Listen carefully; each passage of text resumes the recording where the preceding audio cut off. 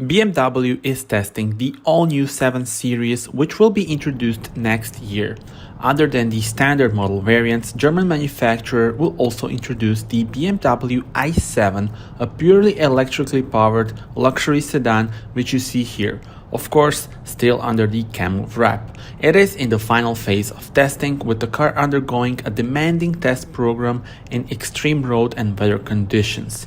Here you can see it testing in cold weather conditions, and of course all this testing is done to ensure that this purely electrically powered luxury sedan delivers a perfectly harmonized and exclusive driving experience in any situation.